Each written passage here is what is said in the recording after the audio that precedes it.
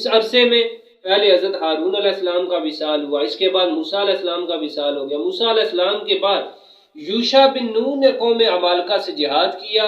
جو بنی اسرائیلی زندہ بچ گئے تھے انہوں نے حضرت یوشع بن نون کا ساتھ دیا، اللہ تعالیٰ نے انہیں فتح عطا فرمائی، اور پھر یہ فاتحانہ انداز میں جب یہ بیت المقدس میں داخل ہوئے۔ اعوذ باللہ من الشیطان الرجیم، بسم اللہ الرحمن الرحیم۔ وَإِذْ قُلْنَا ادْخُلُوا هَٰذِهِ الْقَرْيَةَ فَكُلُوا مِنْهَا حَيْثُ شِئْتُمْ رَغَدًا وَادْخُلُوا الْبَابَ سُجَّدًا وَقُولُوا حِطَّةٌ نَغْفِرْ لَكُمْ خَطَايَاكُمْ وَسَنَزِيدُ الْمُحْسِنِينَ۔ صدق اللہ العظیم۔ سامعین، آج کا موضوع ہے کہ بنی اسرائیل کا حِطَّةٌ کو حِنطَةٌ کہنا۔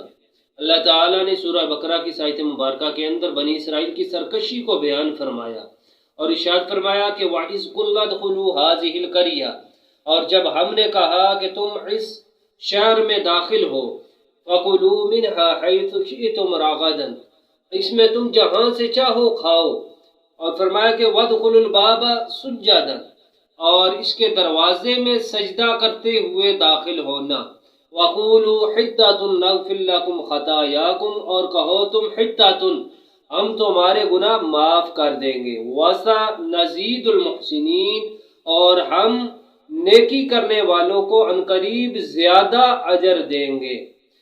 ناظرین، بنی اسرائیل کو یہ حکم تھا کہ وہ جبارین کے شہر میں داخل ہوں اور ان کے خلاف جہاد کریں، تو بنی اسرائیل نے موسیٰ علیہ السلام سے کہا کہ آپ اور آپ کا رب ان کے ساتھ جنگ کریں، ہم تو یہاں بیٹھے رہیں گے۔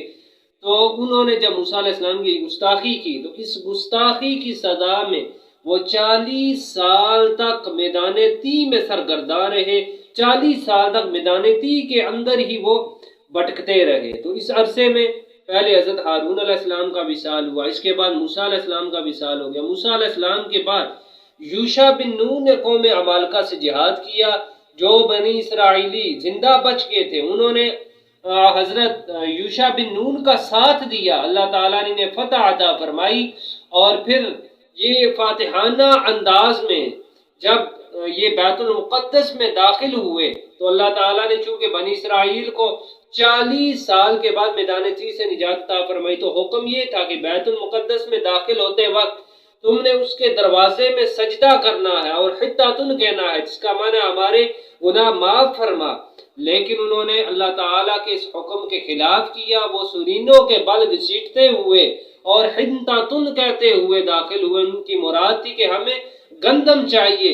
تو علامہ طبری فرماتے ہیں کہ جب انہوں نے اللہ تعالیٰ کے اس قول کو بدلا، پھر ان پر اللہ تعالیٰ کا آسمانی عذاب طاعون نازل ہوا، جس سے 70,000 بنی اسرائیلی ہلاک ہوئے۔